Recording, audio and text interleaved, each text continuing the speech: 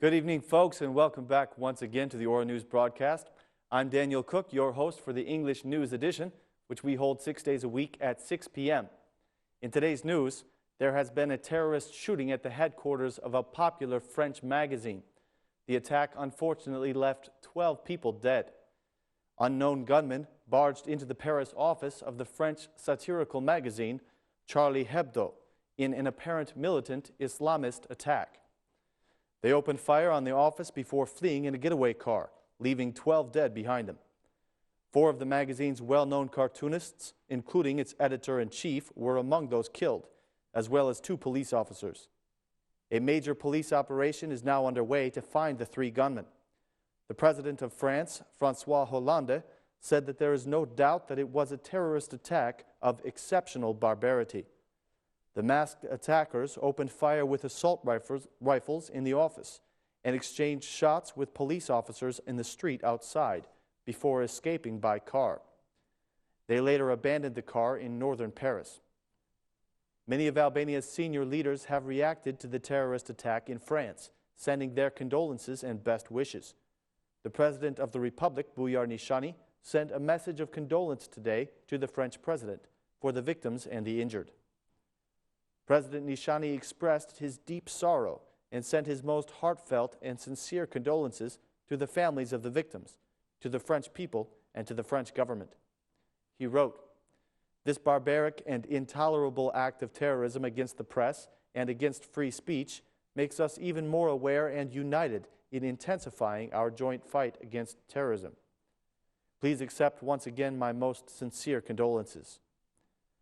Foreign Minister Dietmar Bushati made a statement as well, saying that Albania condemns the attack on the magazine and that Albania supports France in these difficult moments.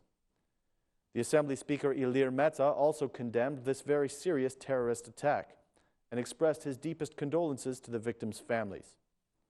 Prime Minister Rama called the attack a violation of the liberty and equality of France. He expressed his sadness, his revulsion, and his unity with France.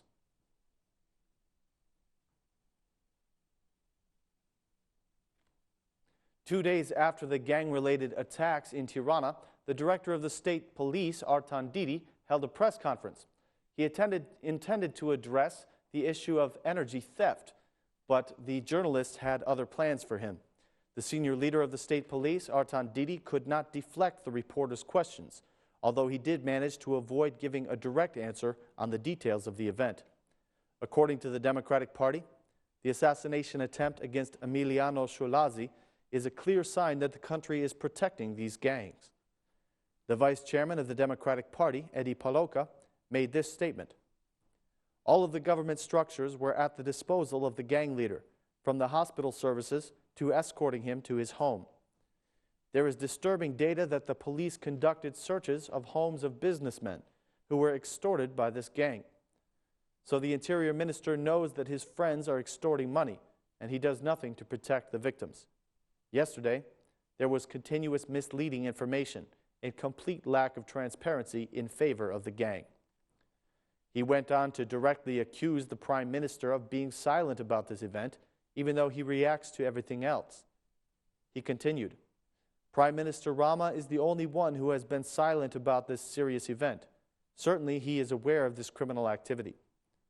Rama has benefited from the gang during the election campaign, when he used them for the purchase of votes. Now he is returning the favor to the gang, offering them services. He leaves police officers at their disposal to provide security and protection for them. He takes care of every detail for them, like hiding the evidence and the firearms, and making the gang leaders stay only for a few minutes at the police station." The reaction of the press office of the Prime Minister was immediate. Prime Minister Edi Rama assigned the legal office to take care of the civil and criminal dealings, both in the general prosecution and the High Court. The accuser, Edi Paloka, should provide some evidence for what he said today. Prime Minister Edi Rama is ready to leave office if a single piece of evidence is found. On the contrary, the Democratic Vice Chairman, a professional slanderer, must answer for his slander before the law. This was the official reaction from the Prime Ministry.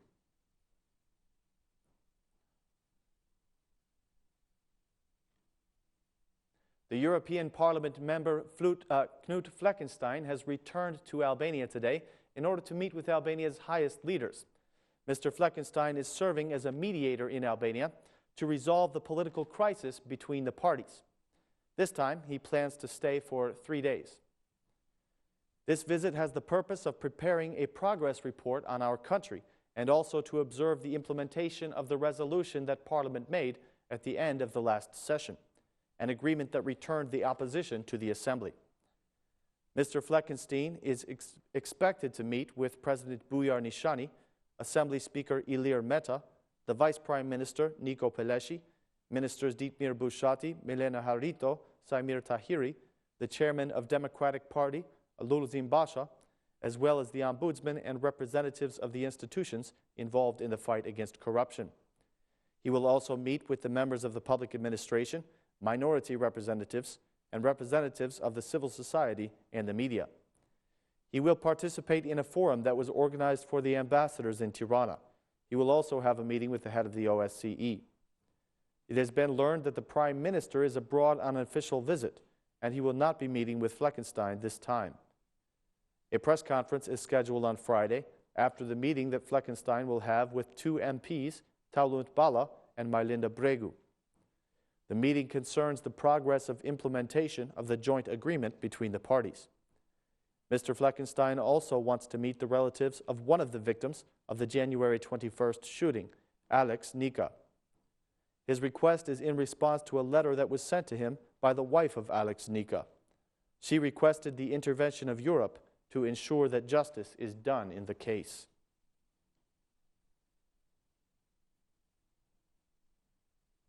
A 10-member family in Librazhd is living in very poor conditions in the snow and ice that has blanketed the entire city.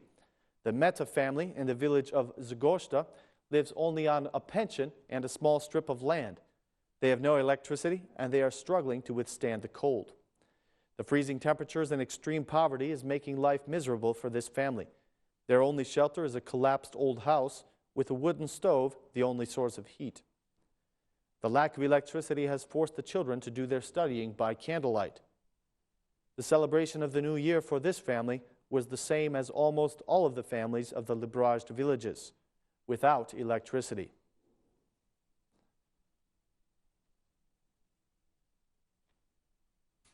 Even though the snow has stopped, the cold temperatures are continuing to cause problems on Albania's roads, primarily in the north and the southeast of the country.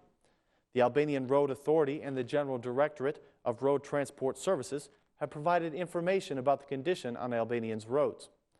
In Kukës, the roads have been cleared and salt has been spread.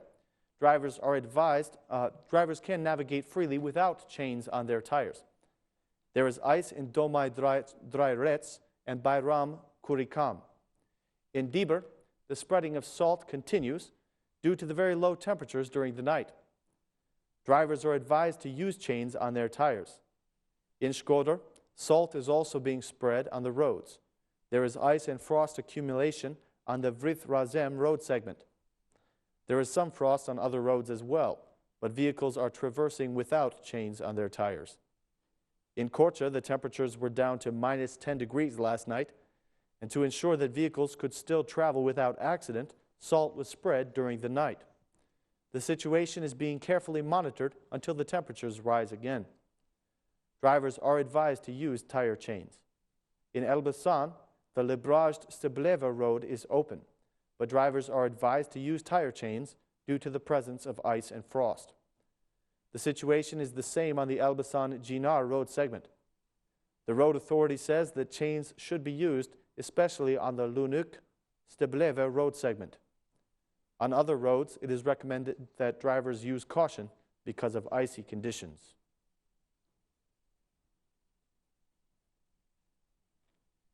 The Tirana court has given its initial ruling on the 3 men that were involved in the sexual abuse of a 17-year-old girl. The Tirana court ordered prison custody for Evariste Pasha, who is accused of sexual abuse. The court ordered obligation of appearance for Patrick Kacho and Albi Botsai, who are both accused of not reporting the event. The 3 of them were involved in the video that was recorded on April 26, 2014, in the Tirana hospital. The prosecution claims that the video clearly depicts the suspect Pasha and 2 other people who have been declared wanted sexually harassing a young girl. The girl in the video was unconscious after consuming a considerable amount of alcohol. For Cacho and Botzai, reasonable suspicion has been declared for the offense failure to report a crime because they were allegedly aware of the sexual abuse committed by the 3 others and did not report it to the authorities.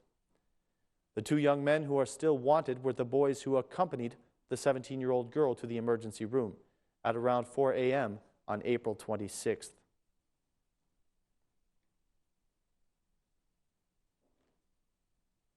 The prices of food and groceries continues to remain high even after the holiday season has passed. Raising the prices right before the holidays is a long-standing tradition, but the prices are staying high after the holidays are finished. Today, the prices are still as high as they were for the holiday season, burdening the pockets of the citizens, even for necessary products like fruits and vegetables.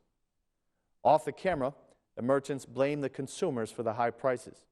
They say that the low level of consumption has obliged them to raise their prices, primarily for non-seasonal products.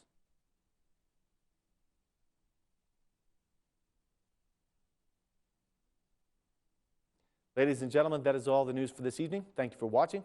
Please join us again tomorrow at the same time for more translated news. Thanks and good night.